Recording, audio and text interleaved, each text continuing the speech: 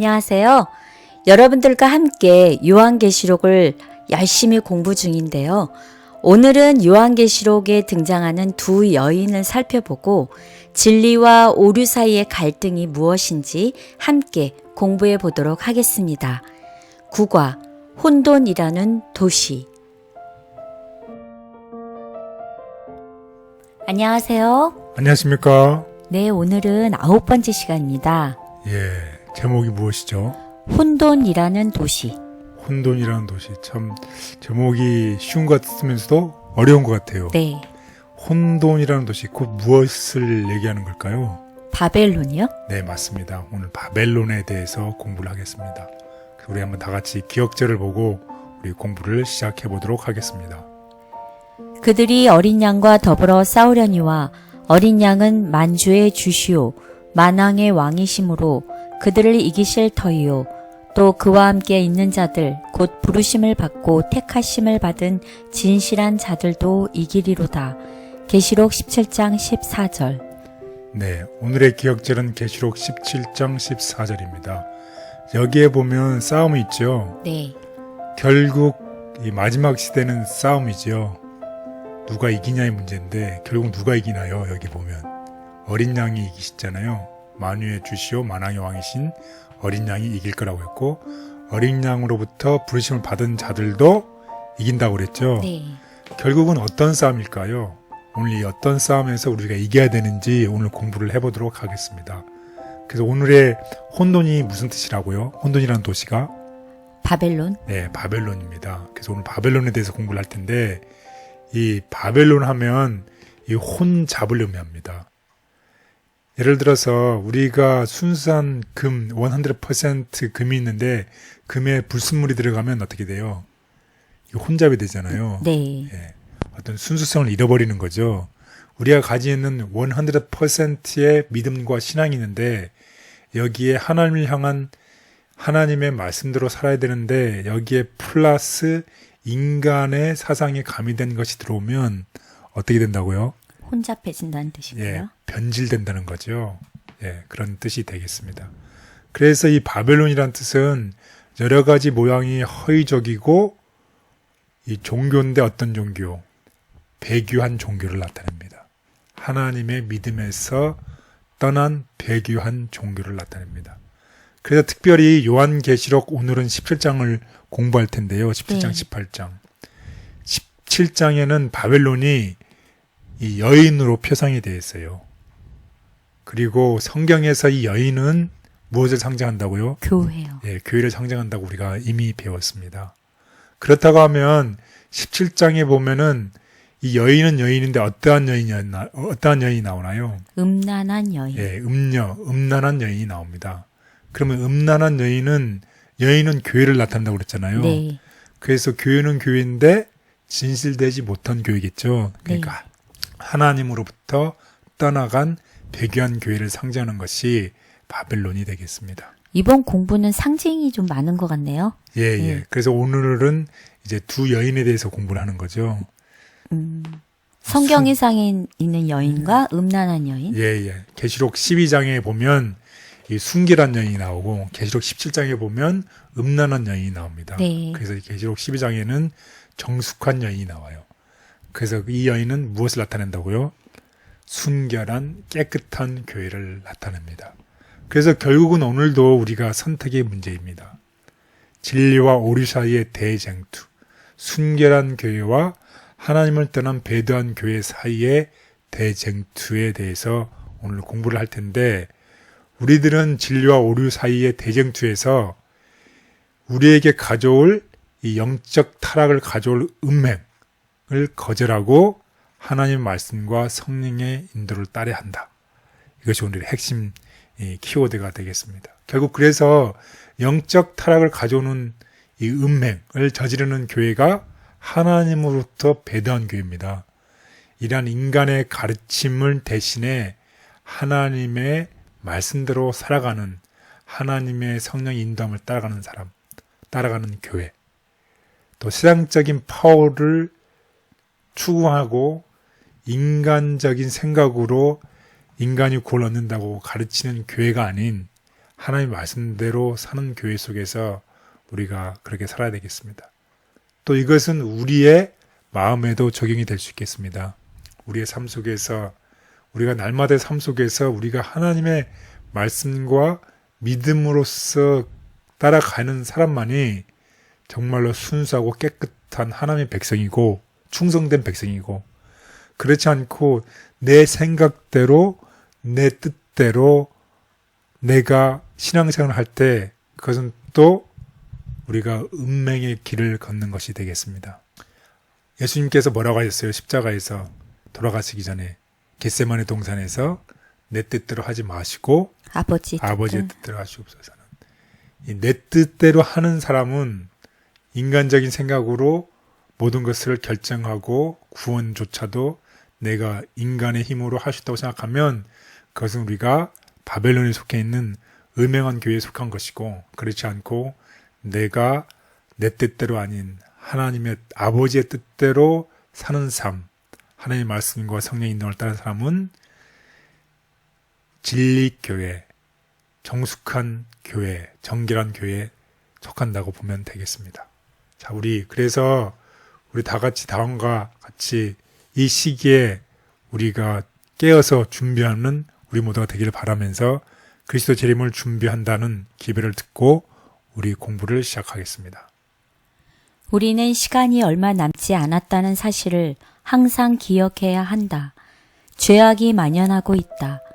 의인은 세상의 빛으로 세워진다. 그들을 통해 하나님의 영광이 세상에 드러날 것이다.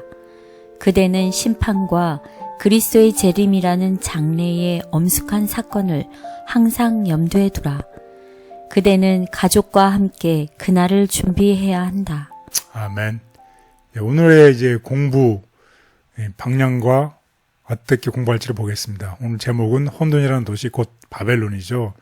그래서 아까 얘기했지만 두 개의 대조적인 이 교회가 있습니다. 그래서 첫 번째 두 개의 대조적인 체제에 대해서 배우겠고, 그 다음에 이 진노의 포도주를 마시는 이 바벨론, 음란한 교회가 사람들에게, 세상의 모든 사람들에게 이 음행을 행함으로 인해서 진노의 포도주를 마신다는 얘기를 해갖고, 그 다음에 큰 바벨론에 대해서 공부를 할 텐데, 이 속에서 하나님께서 우리를 어떻게 헌신으로 부르시는 겁니다. 내 백성을 부르시는 이야기.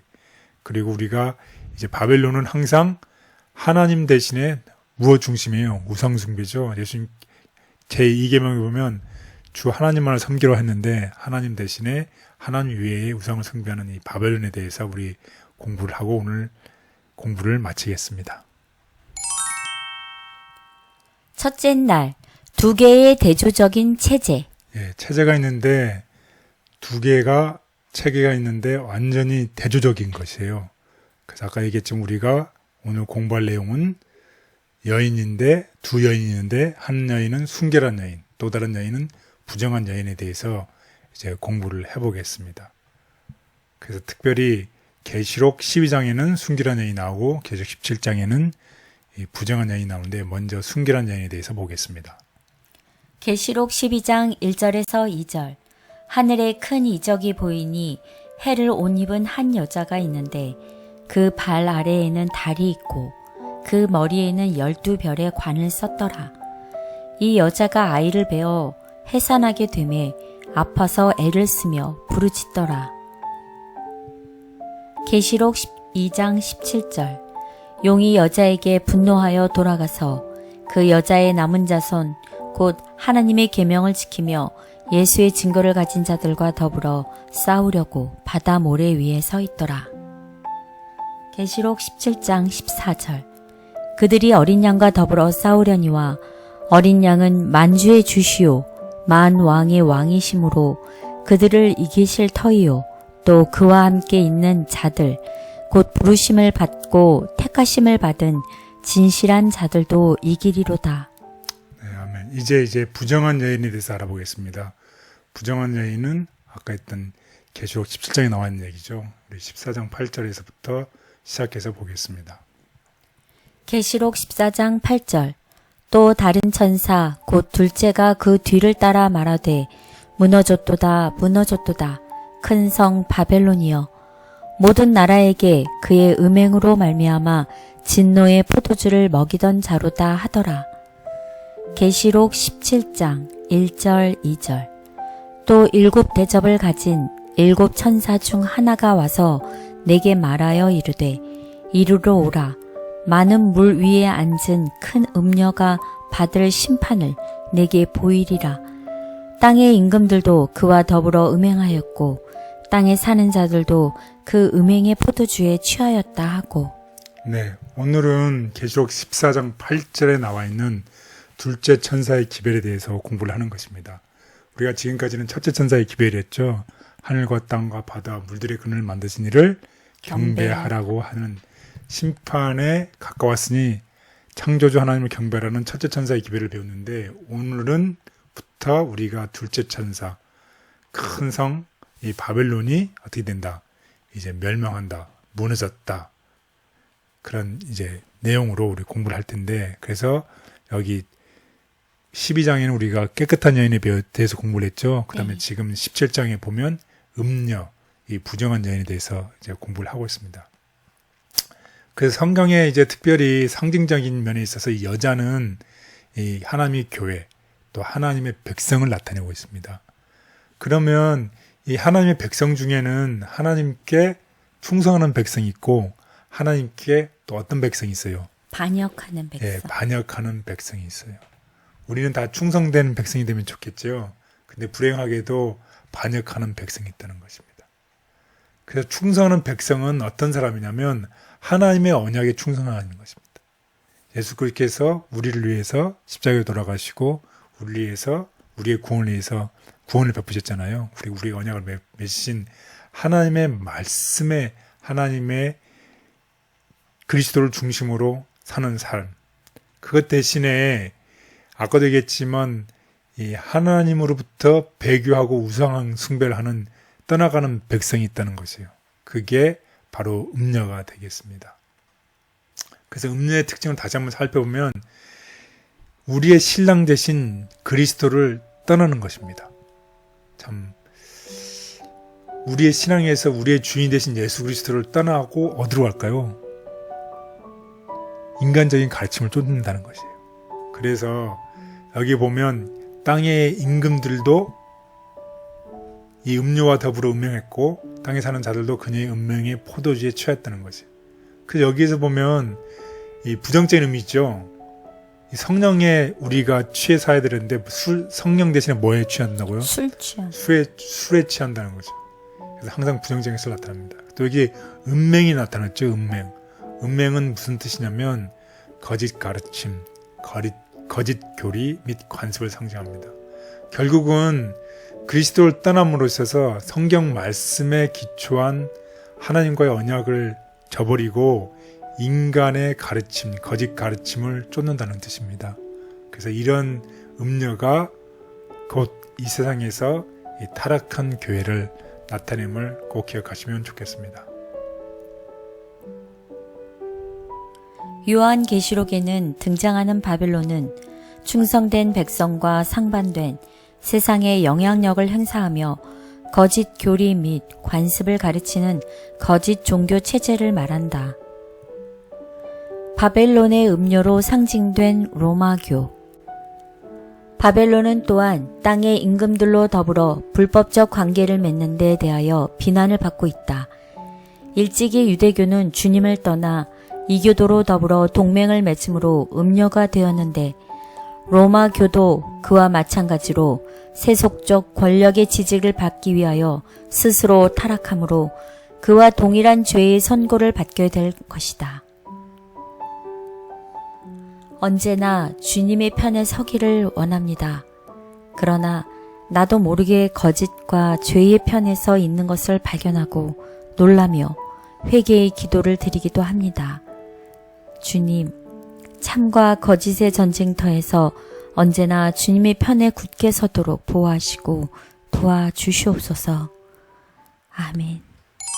둘째 날, 진노의 포도주. 예, 진노의 포도주.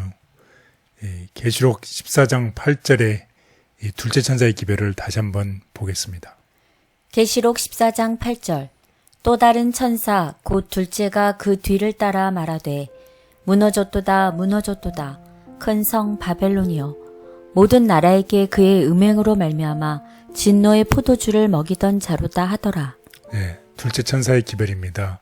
둘째 천사의 기별은 마지막 때의 바벨론의 멸망을 예고하고 있습니다.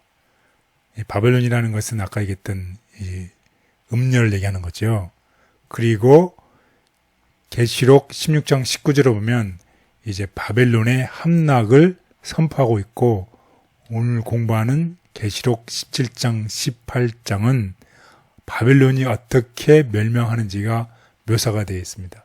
결국 오늘의 공부는 이제 바벨론의 멸망을 예고한 둘째 천사의 기별을 시작으로 해서 이 바벨론이 어떻게 멸망하는지에 대해서 오늘 공부를 하게 될 것입니다. 그래서 이 계시록 17장을 다시 한번 보겠습니다. 음행하는 바벨론 계시록 17장 1절 2절 15절 또 일곱 대접을 가진 일곱 천사 중 하나가 와서 내게 말하여 이르되 이리로 오라 많은 물 위에 앉은 큰 음녀가 받을 심판을 내게 보이리라.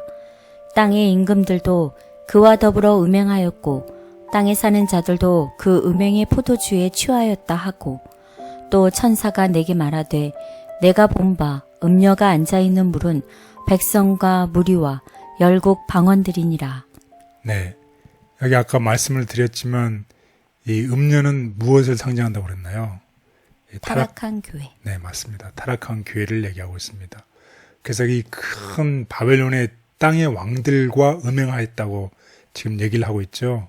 그래서 이 음행한다는 것은 이제 불법의 연합을 의미하는 건데 우리가 교회가 정말 참된 우리의 신랑이 되신 누구와 연합이 돼야 되나요? 신랑이 되시는 예수님. 예수 그리스도와 연합이 돼야 되는데 예수 그리스도 대신에 이 국가와 연합을 한다는 것이죠.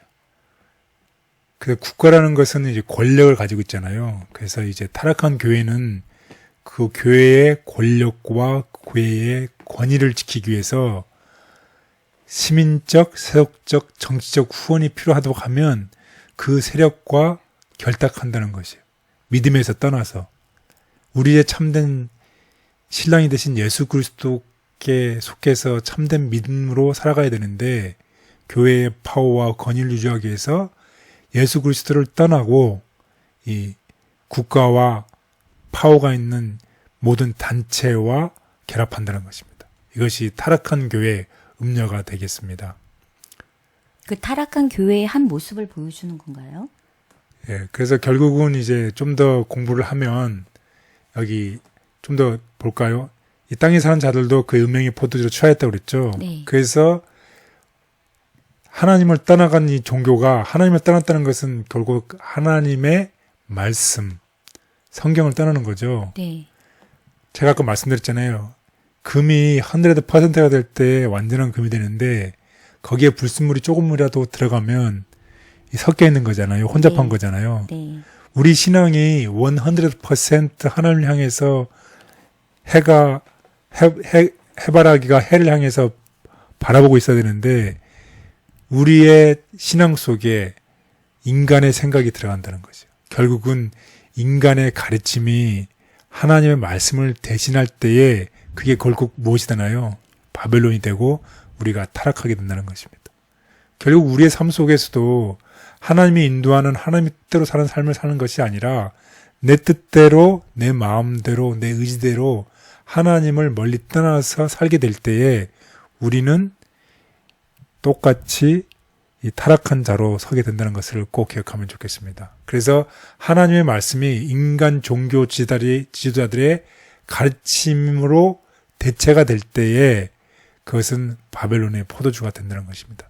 그래서 예수님께서 우리에게 이런 경고의 말씀을 주셨어요. 무슨 말씀을 주셨나요? 마태복음 15장 9절 사람의 계명으로 교훈을 삼아 가르치니 나를 헛되이 경배하는도다 하였느니라 하시고. 네, 그렇습니다. 결국 하나님께서 주신 말씀대로 사는 것이 아니라 사람이 만든 계명으로 사람이 고안한 가르침으로 우리가 살아갈 때 그것은 예수님께서 분명히 말씀하시기를 나를 헛되이 경배한다고 얘기를 하고 있습니다. 성경의 가르침 대신에 인간의 가르침이 들어와서 그것이 하나님 말씀을 대신할 때에 우리가 이 바벨론이 된다는 것이, 우리의 삶 속에서도 우리가 그렇게 될 확률이 충분히 있다는 것이죠. 네. 우리 날마다 하나님의 성령을 간구하지 않고 우리 자신대로 삶을 살게 될 때에 우리는 이 음녀가 될 수 있다는 것입니다. 우리가 정결한 여인으로서 우리의 신앙을 지키며 사도 바울처럼 나의 달려갈 길을 마치고 내가 믿음을 지키고 이런 사도 바울처럼 우리가 끝까지 충성하는 우리 모두가 되기를 바라겠습니다. 아멘. 이런 가운데에서도 계속 18장 1절 4절에 보면 하나님께서 뭐라고 계시잖아요. 내 백성이 있다고 하는 거예요. 내 백성아 거기서 나로와. 한번 다 같이 보겠습니다. 계시록 18장 1절 4절. 이 일 후에 다른 천사가 하늘에서 내려오는 것을 보니 큰 권세를 가졌는데 그의 영광으로 땅이 환하여지더라. 힘찬 음성으로 외쳐 이르되 무너졌도다 무너졌도다 큰 성 바벨론이여, 귀신의 처소와 각종 더러운 영이 모이는 곳과 각종 더럽고 가증한 새들이 모이는 곳이 되었도다. 그 음행의 진노의 포도주로 말미암아 만국이 무너졌으며 또 땅의 왕들이 그와 더불어 음행하였으며 땅의 상인들도 그 사치의 세력으로 치부하였도다 하더라. 또 내가 들으니 하늘로부터 다른 음성이 나서 이르되 내 백성아 거기서 나와 그의 죄에 참여하지 말고 그가 받을 재앙들을 받지 말라. 네, 하나님께서 이 바벨론에서도 이 하나님의 백성을 불러내서 사실을 잊지 않게 되기를 바라겠습니다. 예수님께서 뭐라고 얘기하시냐면 내 백성아 거기서 나오라고 얘기를 하고 있습니다. 따라서 하나님의 백성 앞에 있는 고통의 때에 우리는 어떤 신앙, 흔들리지 않는 신앙. 흔들리지 않는 신앙이 요구가 됩니다. 우리 모두 다 이 고통의 이 말세의 때에 우리가 흔들리지 않는 신앙으로 정말 우리의 믿음을 굳게 지키는 우리 모두가 되기를 간절히 바라겠습니다. 흔들리지 않는 신앙. 하나님의 백성 앞에 있는 고통의 때에는 흔들리지 않는 신앙이 요구된다. 하나님만이 그들의 유일한 예배의 대상이시다. 거짓 예배에 대해 한치의 양보도 생각할 수 없으며 비록 생명을 바친다 해도 양보할 수 없다는 사실을 명백히 해야 한다. 마음이 충성스러운 사람들에게는 죄 많고 유한한 사람들의 명령은 영원한 하나님의 말씀에 비하면 아무것도 아니다. 그들은 비록 투옥이나 추방이나 죽임을 당한다 해도 진리에 순종할 것이다. 사탄이 모든 악의 군대와 합세할지라도 하나님의 성도 중 가장 연약한 한 사람을 멸할 수 없다. 힘센 천사들이 성도들을 보호할 것이며 여호와께서는 그들을 위하여 당신을 신뢰하는 사람 중 가장 작은 사람까지도 구원할 능력을 지니신 모든 신의 신으로서 자신을 나타내실 것이다. 인간 지도자의 거짓된 가르침이 하나님의 순수한 복음을 대신하여 전 세계에 거짓된 영향을 미칠 때에 그것은 바벨론의 진노의 포도주가 된다. 둘째 천사에 의해 주어진 기별. 이것은 둘째 천사에 의해 주어진 기별, 즉 바벨론이 모든 나라를 그 음행으로 인하여 진노의 포도주로 먹인 까닭에 무너졌다는 기별과 동일한 기별이다. 포도주는 무엇인가? 그의 거짓 교리이다. 그는 넷째 계명의 안식일 대신에 거짓 안식일을 세상에 주었으며 사탄이 처음으로 에덴에서 하와에게 말한 거짓말, 영혼의 본성적인 불멸성을 반복하였다. 그는 사람의 계명으로 교훈을 삼아 가르치며 유사한 많은 오류를 널리 그리고 멀리 퍼뜨렸다. 다른 일을 정죄하기보다는 사랑하여 하나님 품으로 부를 수 있도록 도와주시옵소서. 문이 열려 있는 동안 이 시대를 위한 기별을 나눌 수 있기를 원합니다. 생활 속에서 하나님의 사랑을 실천하고 효과적으로 전할 수 있게 도와주시옵소서. 아멘. 셋째 날, 비밀이라, 큰 바벨론이라. 네, 큰 바벨론이라 인간의 가르침을 가리키는 이 타락한 교회라고 그랬죠. 그래서 이 계시록 17장 4절에서 6절을 보겠습니다. 그 여자는 자줏빛과 붉은빛 옷을 입고 금과 보석과 진주로 꾸미고 손에 금잔을 가졌는데 가증한 물건과 그의 음행에 더러운 것들이 가득하더라. 그의 이마에 이름이 기록되었으니 비밀이라, 큰 바벨론이라, 땅의 음녀들과 가증한 것들의 엄이라 하였더라. 또 내가 보매 이 여자가 성도들의 피와 예수의 증인들의 피에 취한지라. 내가 그 여자를 보고 놀랍게 여기고 크게 놀랍게 여기니. 네. 그래서 이 바벨론이란 뜻이 처음에 있었던 것은 우리 창세기에 나와 있었죠. 그 창세기에 있는 바벨탑을 어떻게 건설했는지 거기서 한번 거슬러 올라가서 그 의미를 한번 찾아보고서 다시 영적 바벨론에 대해서 알아보도록 하겠습니다. 여러분 다 아시겠지만 고대 바벨론의 바벨탑은 하나님의 말씀에 정면으로 대항해서 세워졌죠. 네. 하나님께서 그 신할 평지에다가 이제 사람들이 어떻게 다시는 우리가 홍수로부터 멸망을 면하자고서 뭘 했어요? 바벨탑을 짓기 시작했죠. 네. 근데 하나님께서 분명히 말씀하셨어요. 다시는 내가 물로 멸망하지 않겠다고 했기 때문에 네. 이걸 쌓을 필요가 있었을까 없었을까요? 없었네요. 없었는데 하나님 말씀 믿지 않고 대항해서 쌓은 거예요. 결국은 하나님을 믿지 않고 누구를 위해서 쌓은 건가요? 자신들의 영광. 예, 이 건축자들의 자신들의 이름을 높이기 위해서 그 기념탑을 세웠습니다. 그래서 하나님께서 그들의 언어를 헌접하기 위해서 흩으셨어요. 결국 고대 바벨론의 바벨탑은 하나님 말씀을 대항했고 하나님의 이름을 위해서 하는 것이 아니라 자신의 이름을 위해서 자신을 높이기 위해서 이 바벨탑을 쌓은 것이에요.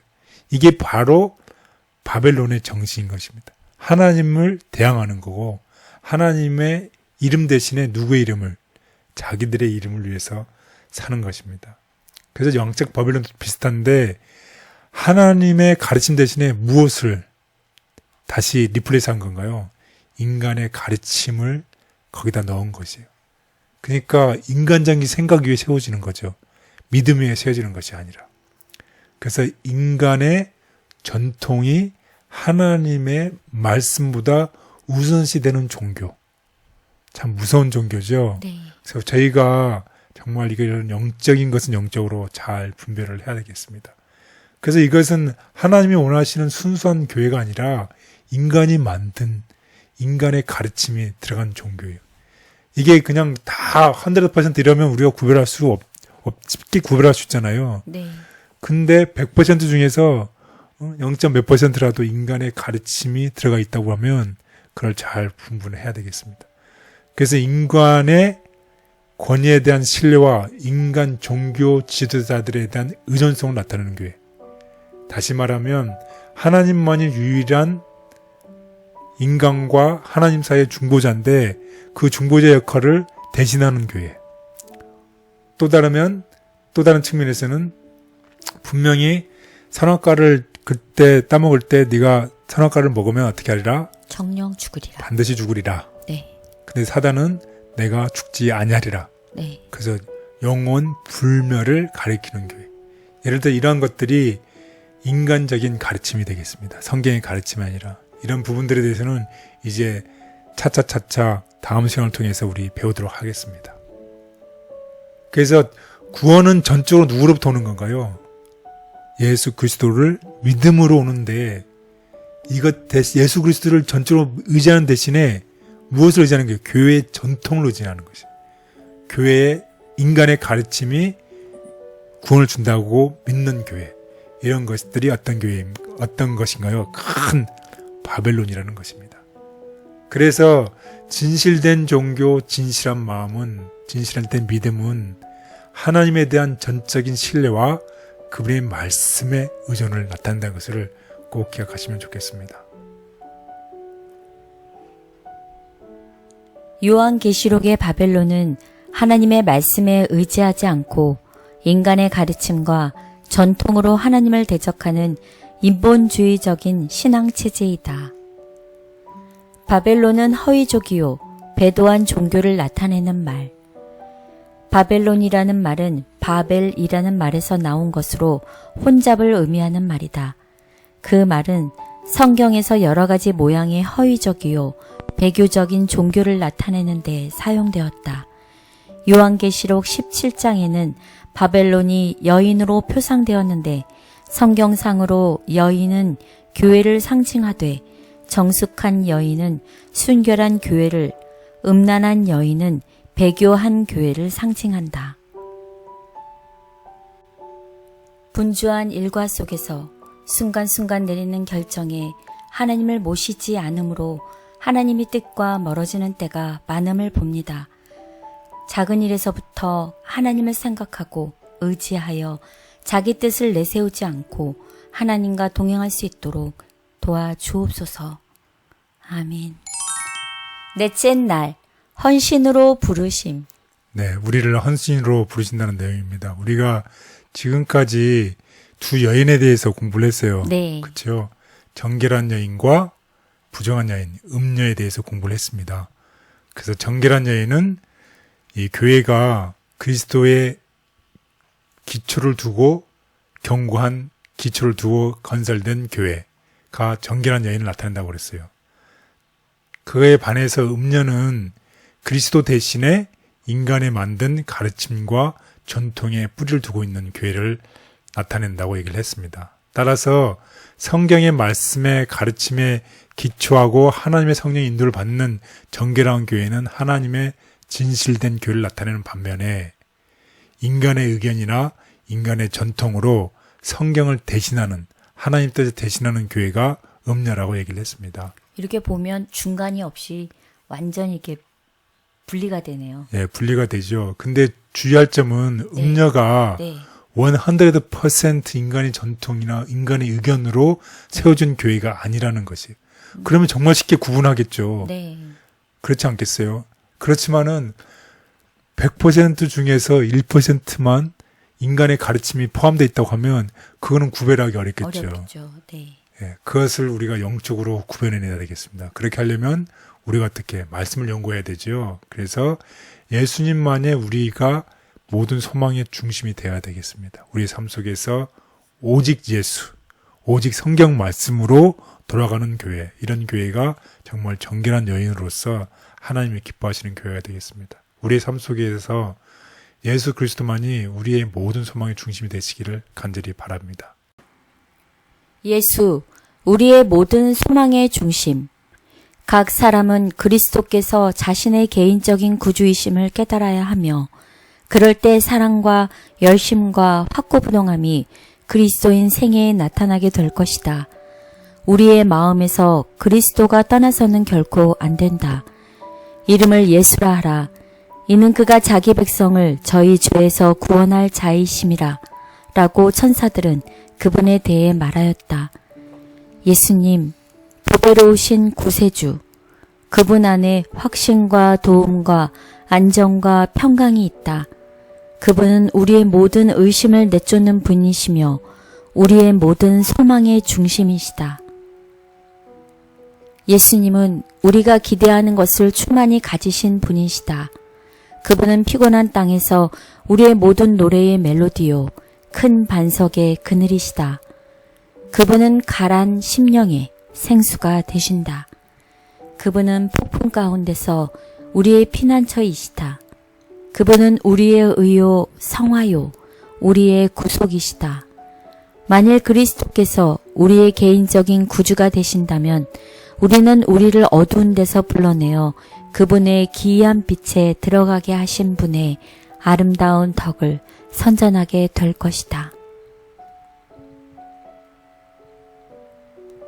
두 여인의 상징으로 요약되는 요한계시록은 진리와 오류의 싸움에서 패배가 눈앞에 있는 것 같은 때에도 진리의 편에 굳게 서도록 우리에게 호소한다.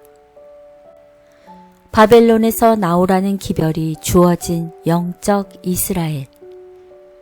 영적 이스라엘에게는 내 백성아 거기서 나와 그의 죄에 참여하지 말고 그의 받을 재앙들을 받지 말라는 기별이 주어졌다.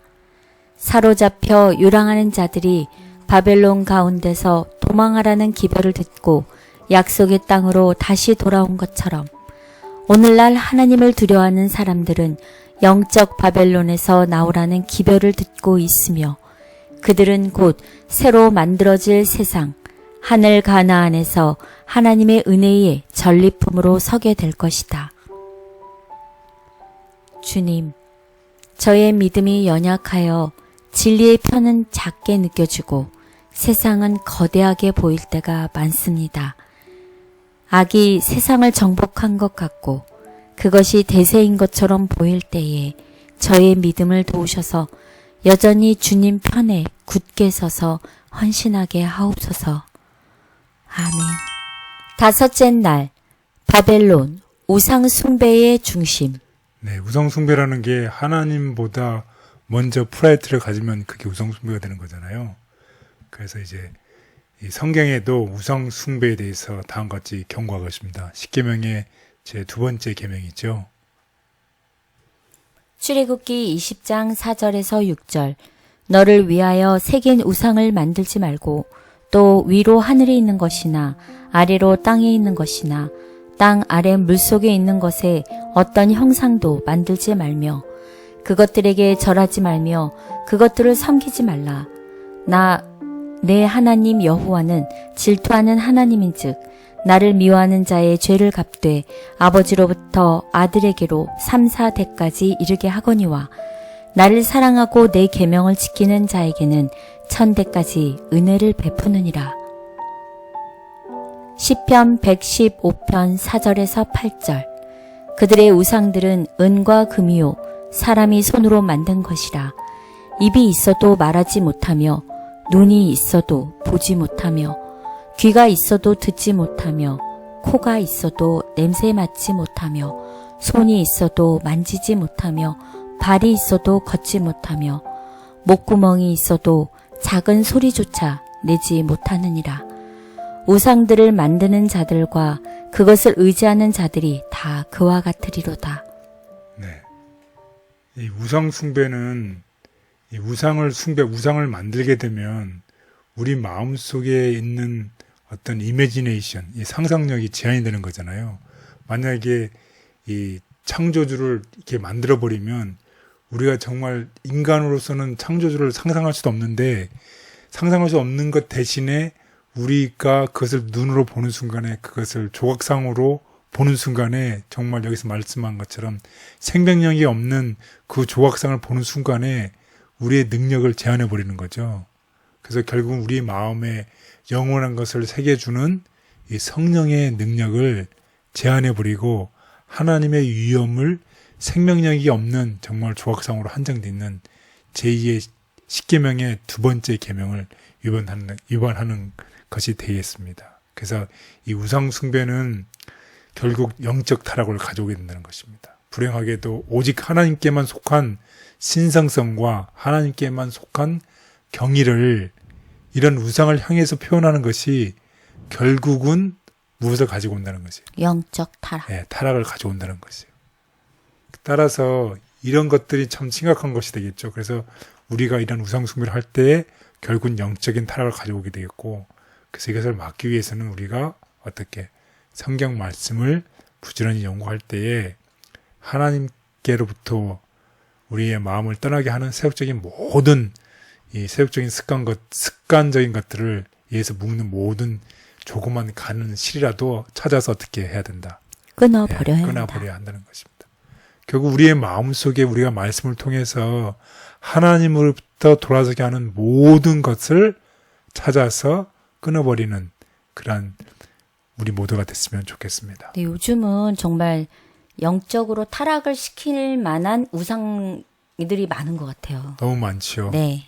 그래서 정말 우리가 이 말세의 시간에 우리가 하나님 말씀을 더욱더 연구하고 또 마음을 살피고 생각을 살펴서 우리의 생각이 정말 하늘을 향해서 고정돼서 살아갈 수 있도록 우리가 그런 이 자세가 또 기도하는 마음들이 필요한 것입니다. 그래서 이제 다음과 같은 말씀을 보겠습니다. 심령을 살피는 주님께서는 온갖 종류의 우상 숭배에서 당신의 백성을 건져내기를 바라신다. 현재 쓸모없는 장식품들로 가득 차 있는 책상 위에 복된 생명의 책인 하나님의 말씀을 두도록 하라. 주님의 말씀을 무한한 지혜와 사랑의 보화처럼 여기라. 이 말씀이야말로 하늘 가는 길을 가르치는 안내서이다. 진리의 말씀은 세상 죄를 지고 가는 하나님의 어린 양을 보라 라는 말씀 그대로 죄를 용서해 주시는 구세주를 우리에게 가르쳐 준다. 아, 그대들이야말로 기도하는 마음과 하나님께 굴복하는 정신을 가지고 성경 말씀을 연구해야 한다. 아, 그대들은 밝은 촛불을 들고 마음을 사짜치 살필 것이며 하나님에게서 마음을 떠나게 하는 세속적인 습관들에 의하여 묶여있는 가는 실을 찾아 끊어버려야 한다. 주님께서 그대의 사상과 애정을 돌이키게 하는 모든 습관을 보여달라고 하나님께 간구하라. 하나님께서는 품성을 저울질하는 당신의 척도로 인간에게 당신의 거룩한 율법을 주셨다. 이 율법으로 그대들은 자신의 품성 가운데 있는 모든 결점을 발견하고 정복할 수 있을 것이다. 그대들은 모든 우상에게 매인 자신의 관계를 끊고 은혜와 진리의 금사슬로 그대 자신을 하나님의 보좌에 연결될 수 있을 것이다.